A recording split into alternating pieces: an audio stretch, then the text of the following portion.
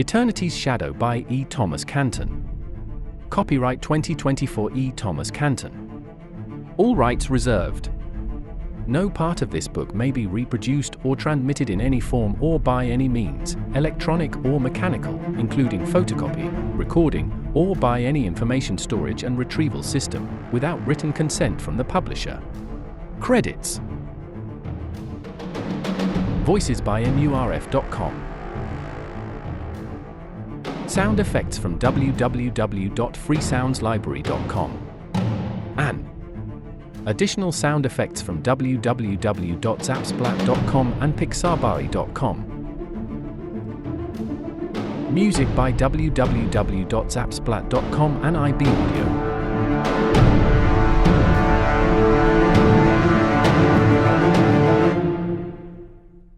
To place events within their proper historical context. Wilde's rebirth as Adams occurred 2 years after the Chancellor's assassination in Elsincourt by followers of the tenant. The court's numerologists would have found this ominous, as the numeral 2 represented the twins, chaos and destruction. Maximilian Nilsson. History of the Fall of Elsincourt.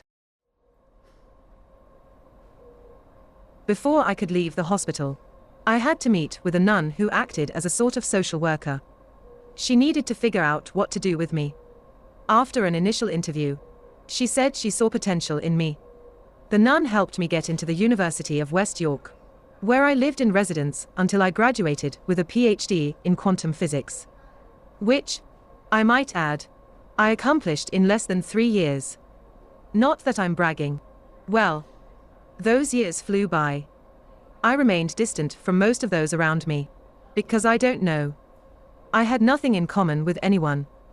Things being as they were, I moved out of my residence early.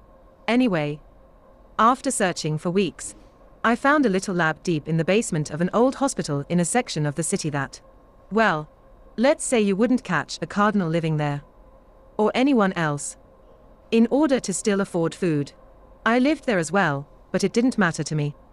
My daily routine saw me pushing myself as far as I could endure until my research surpassed all those big research facilities by years.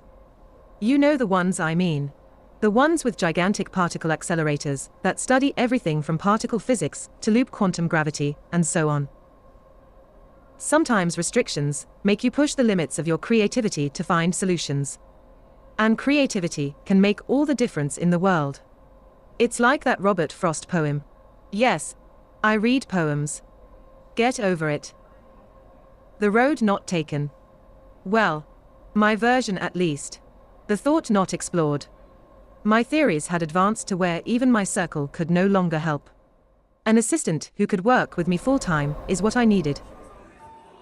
I made a quick phone call to my professor of quantum field theory at the university.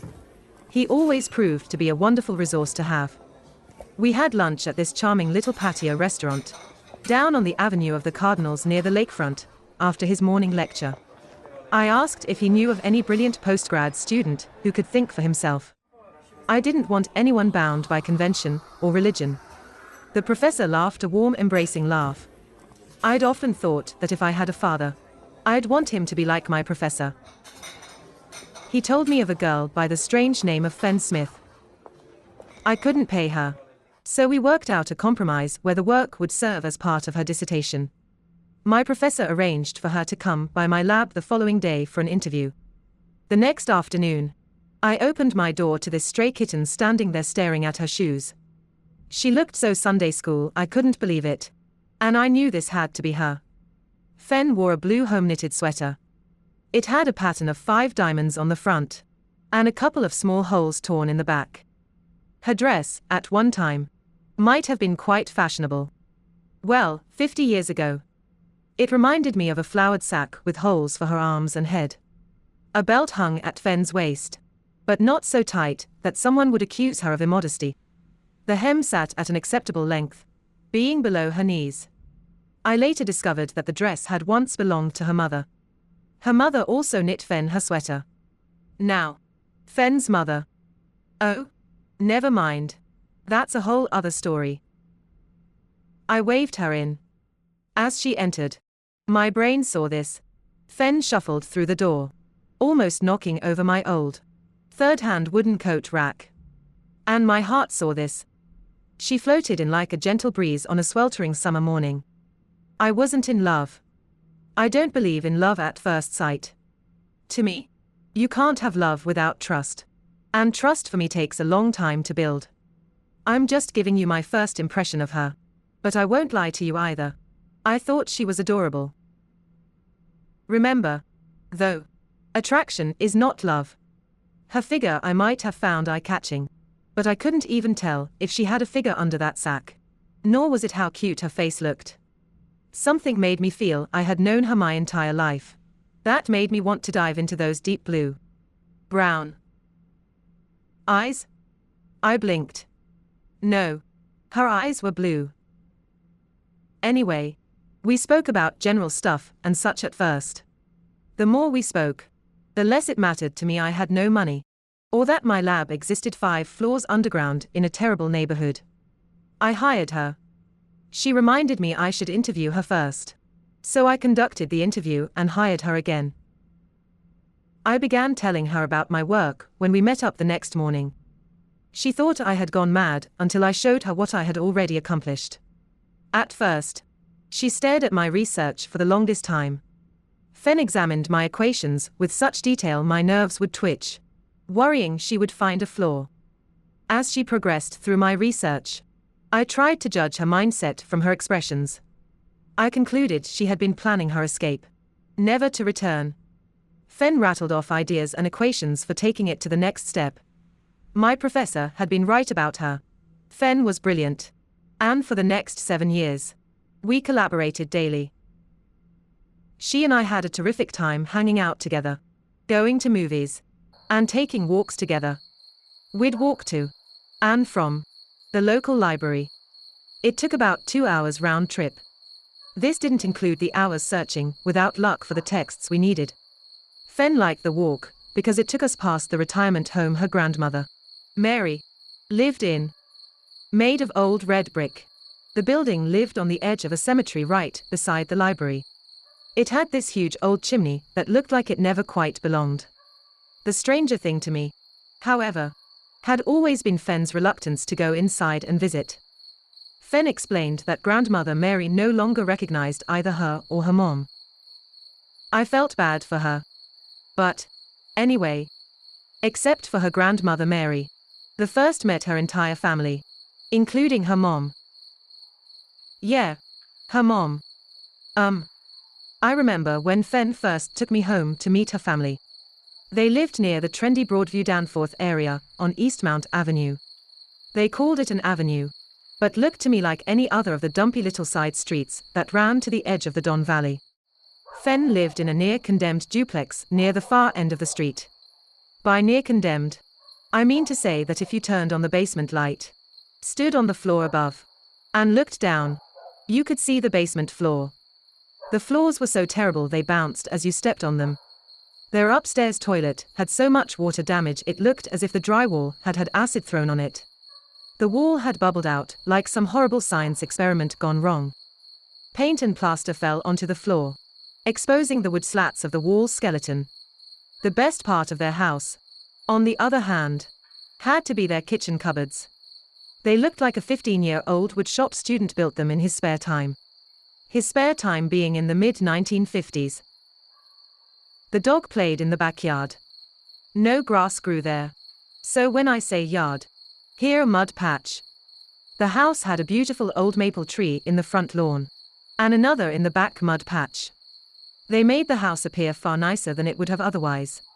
If I ever owned a house, I'd want trees like that in my yard too.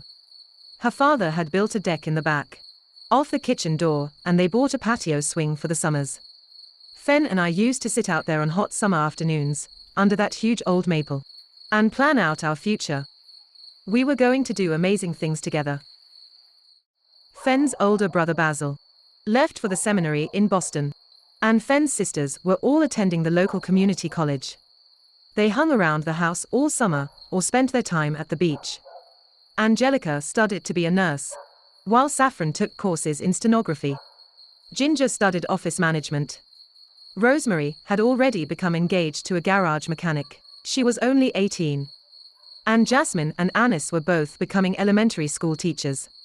I know all this because none of them ever stopped talking about themselves. I didn't understand that, as none of them were interesting. Still, they treated me like family. And I can't complain about that. When Fen told her mom I didn't have a family of my own, she sort of adopted me. But I discovered I wasn't much of a family kind of person. She began knitting me sweaters. And I tried my best to come up with excuses why I never wore them. As much as I would have hated to have anything bad happen to her, I still found her mom's show of affection, well, it made me uncomfortable. I'm not sure why, but it did. Her family attended church several times a week, as most families do, I guess. I had an inherent distrust of the church.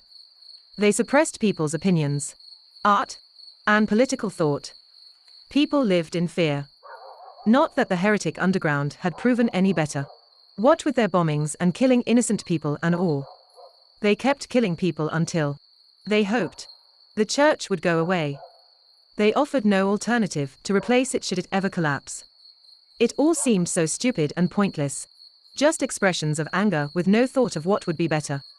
Come to think of it, I'm surprised the church allowed scientists to get away with so much. Over the centuries, scientists had negotiated more freedom than most other fields enjoyed. The other major exception, of course, remained the medical profession.